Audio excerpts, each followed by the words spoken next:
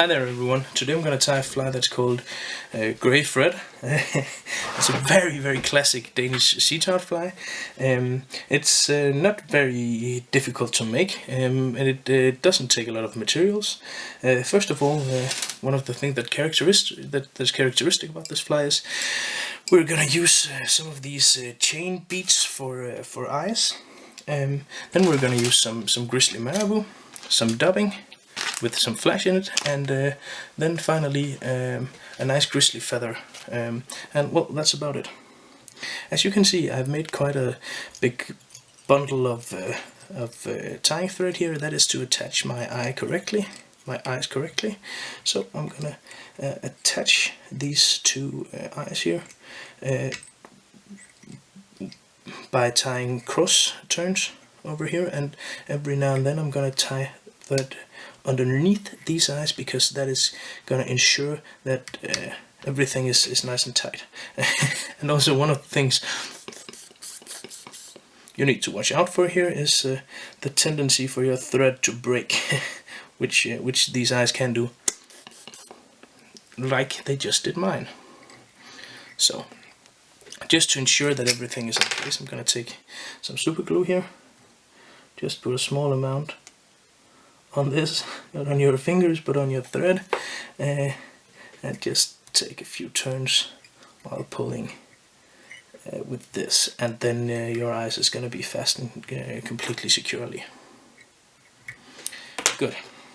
So next off, gonna go all the way down here, just make a lot of turns of thread here until I'm back down where the hook starts to bend.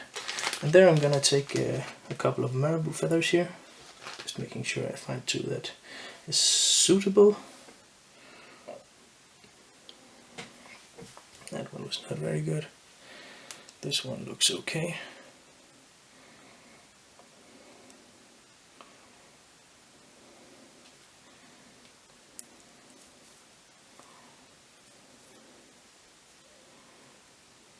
Like this.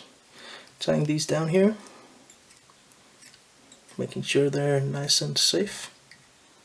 To have a small tail here of grizzly marabou, like that. Cutting the leftover stuff, that looks pretty decent, I think.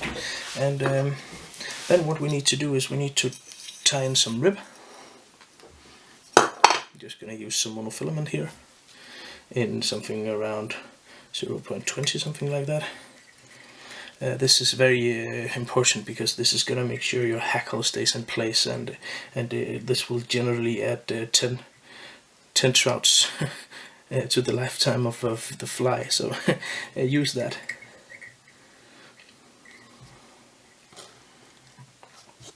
Okay, then I'm gonna select a hackle feather here, and these whiting capes here are just truly great. It's pretty difficult to come by a good quality of grizzly hackles, but I must say these whiting ones are definitely doing the trick.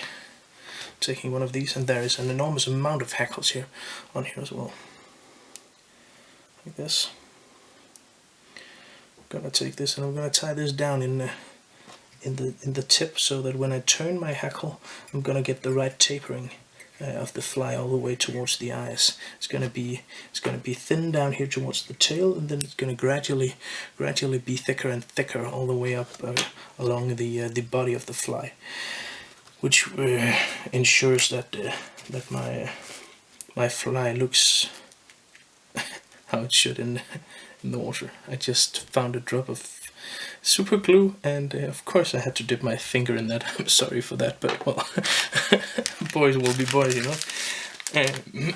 So taking some flashy blue dubbing and some SLF scroll dubbing. This SLF scroll dubbing in natural grey is one of my all-time favorite dubbings for almost every little thing that cripples and squanders and crawls and swims near the coastline.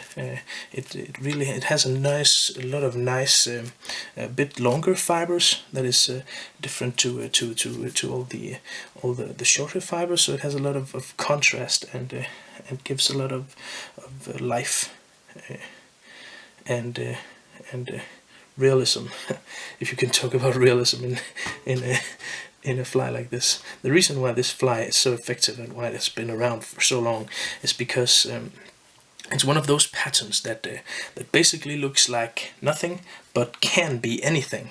So what this fly looks like is food, and that is what sea trout tends to look for. They tend to look for food. So this does not look exactly like a shrimp or exactly like a small goby. This simply just looks like something that a sea trout would think and automatically assume was, well, there's something that looks a bit, it has about the right size, the right color, and well, I'm gonna try to eat that. Because I don't have hands, then, well, maybe I'll just grab it with my mouth. What could possibly go wrong with that plan? And you're hooked, you're in. You got a nice trout. So, I've never done that before, trying to imitate a trout's thinking. I think that, well, basically most trout will probably just be thinking something like, or something like that. Well, I don't think they're the most clever beings around, but well, I could be wrong, of course. I have been often enough before. But well, what I do know is that this fly works and has continued to produce year after year after year, and even though there is a lot of more advanced and sophisticated flies in the market, as you can see, I've just made double the body. This fly is still very, very potent, very, very viable, durable pattern that is gonna probably stick around and be around while a lot of the more high-tech patterns that has come is gonna be gone again. Then this fly will definitely, well, probably still be around, because it's easy, it works, so why change it? Why fix it if it ain't broke? And this fly definitely is not broke. I'll take the rib here. I'm gonna make sure that I turn this a bit differently from my hackle. And I'm gonna take all of the fibers that is gonna be mixed up in this. I'm gonna drag them out a second.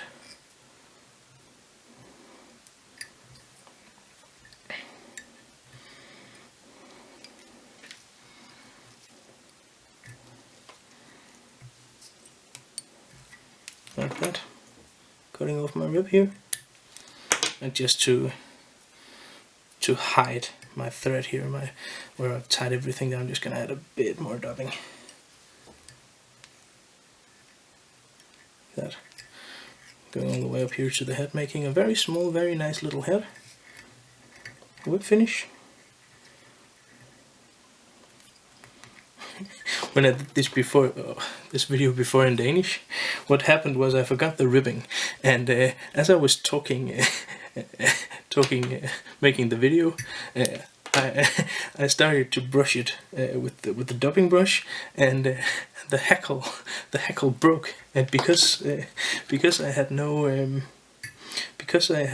ribbing on here, the entire video was ruined, so I had to do that all over again. That was a bit annoying, but a good lesson. So if you really want this fly to last to as many trout as it possibly can, because this is going to catch more than one trout for you, then remember the ribbing.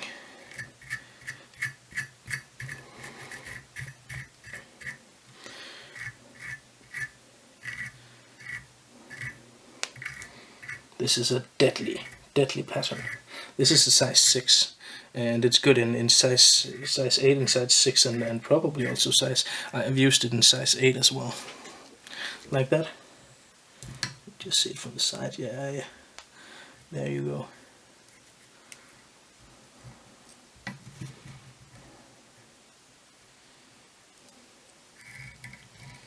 And as you can see, this can look like a goby you know, the small sculpin-like fish. It could be a shrimp if you fish it really fast. It could be a very big very big gammarus. It could be all sorts of stuff. This is just food to a sea trout, and that's why this works. Well, thank you for tuning in. Enjoy. Have fun.